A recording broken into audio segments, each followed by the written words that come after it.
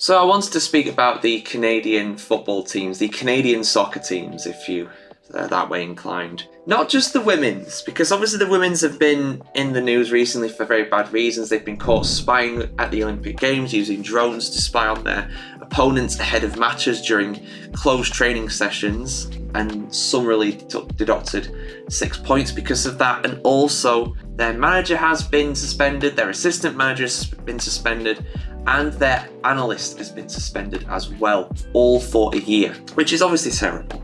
They deserve this punishment for sure. I already did a video going over that. But this runs a lot deeper than that. This runs a lot deeper than that. There is an article that I found on TSN, which I believe is the largest sports network in Canada, or at least one of them anyway. And this goes over a myriad of offences by the Canadian national team, for both the men and the women. Now, obviously, I have to shout out Rick Westhead, who has done this article, because it's an expose, if you will, of a series of offences going back years. They've been doing this for years, and only now have they been caught. Let me just go over this. So, coaching staff and contractors working with Canada's men's and women's national soccer teams have been engaged for years in efforts to film the closed-door training sessions of their opponent, including the women's gold medal-winning Olympic tournament in 2021. Two sources with first-hand knowledge of the activity told TSN. So obviously Canada women are the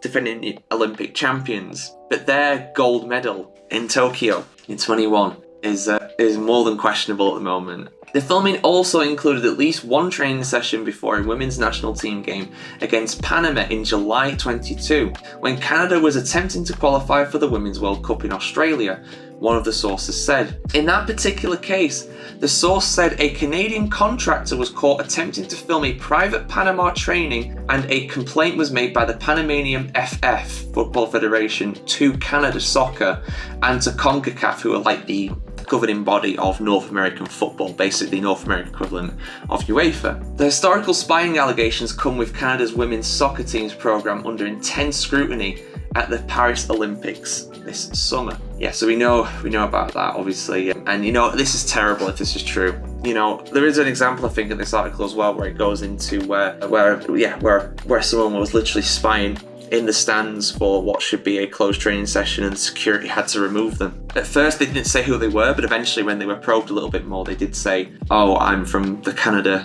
Football Association, I'm from Canada Soccer." So this runs deep. This runs very, very deep, and this article goes into far more detail than I can during this video. But what happens now? Well, there has to be a full investigation of this, because this is very serious allegations where these people have very bravely come out anonymously to say what's been going on. This almost seems a little bit like an open secret, and it's inside information. And you look at Canada's football teams. Obviously, the women have won the gold at the Olympics, has been one of the best teams in the world. The men as well, because this also involves the men. The men qualify for the World Cup for the first time since 82, I think it was, in Qatar. So it almost seems like they've had an uptick in form. I mean, yes, they've got some good players. Alphonso Davies is an absolute baller, incredible player.